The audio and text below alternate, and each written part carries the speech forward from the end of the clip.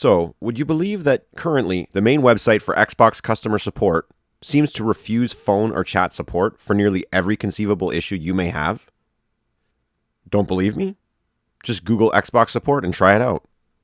Now, would you also believe that the general Microsoft support site will actually provide you with timely phone or chat support for the exact same issues that the Xbox support site sloughed off? I gotta say, this looks really bad.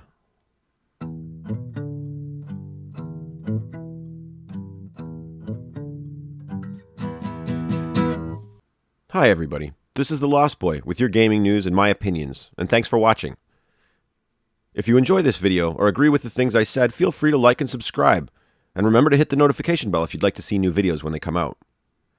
Last week, I decided to restart The Witcher 3. It had been a while since I'd played, and I didn't feel like trying to figure out where I was, so I just started over from the beginning.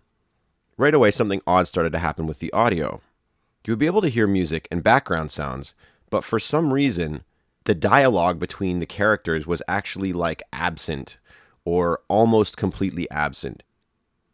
If the music went quiet or silent and there wasn't much in the way of background sounds, you could sometimes sort of make out what characters were saying, but for the most part, it was honestly completely inaudible.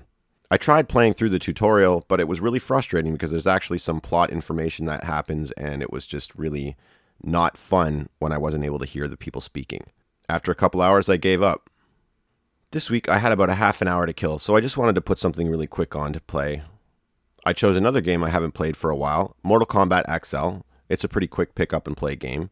So I just turned it on and launched back into the story mode, only to discover that it was doing the exact same thing with the audio. Again, I can hear music and I can hear background sounds, but character dialogue is not there. At this point, I realized there must be a connection between these two different games having the exact same problem.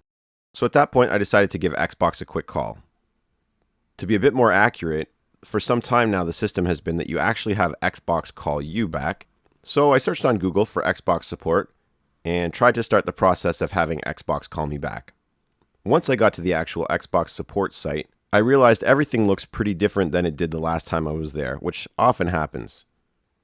The new website is at the URL beta.support.xbox.com/contact us. The support site now has sort of like a little wizard where you can pick the problems and subtypes of problems that you have and request support. So first of all, the Contact Us wizard asked me, what am I having trouble with? From a list of options, I chose I'm having trouble with my hardware and network. The next question was, what is the issue? Again, from another list, I chose, I have an audio issue. The next question was, where are you seeing it? From a choice of Xbox One, 360, mobile, PC, and not sure, I chose Xbox One. And then when I chose next, I was told, phone calls and chats aren't available for this issue. Options provided are for you to basically provide your own support. You can look at some FAQs, you can get help with a virtual agent, or you can message an Xbox gamer. At this point, I was actually just in disbelief. I couldn't believe that there was no way I could get a human person on the phone to help me with my Xbox. I went through this process 8 or 10 different times, trying different combinations of options to see if there was anything that would actually provide me with a callback from a human. After trying everything I could think, I still could not get a callback. At this point, I did actually take a stab at troubleshooting my own problem. I looked around on the internet, and the only thing that I could find that seemed like it might work, someone suggested my Xbox might be set up for surround sound instead of stereo. So I checked that. Turns out it was stereo, so that wasn't the problem. At this point, I just went to bed and I tried again the next day. And in my searching, I actually found another site, which was the support.microsoft.com site. This support site totally contradicts the actual Xbox support site in that issues which were not considered eligible for phone or chat support on that site do in fact seem to be completely eligible for phone and chat support through the Microsoft support site. I was basically in disbelief as I clicked through the options to get someone to call me back. And finally, a human actually did call me back for Xbox support. I have to say, I've used the Xbox support many times, and the level of support is fairly inconsistent, but at least up until now, it was always available for me. This call wasn't much better. The agent seemed mostly interested in having me retest the games which I already told them weren't working. Sure enough, I retested both games and the audio issues were still present. The agent sort of informed me that it could be anything. That's literally what she said. It could be anything. At this point, I asked if there was any way she could send a message through to the tech team to see if there was any specific issues to do with audio, and she basically said that there was no way to do that, and again, it could be anything.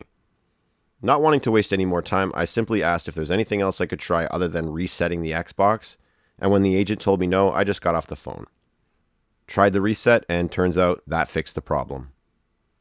I also mentioned to the agent how frustrating it was for me to try to get support, and how strange it seemed that the main Xbox support site basically refused to give phone or chat support. Meanwhile, I was able to get the exact same phone or chat support from the Microsoft support website. I asked the agent how long this had been going on, and they didn't really want to tell me, and then I asked them if I was the first person that they'd heard complain, and they said definitely not. In fact, when I reiterated how messed up and schizophrenic of a practice this seemed, the agent herself agreed that she thought it was a really bad idea.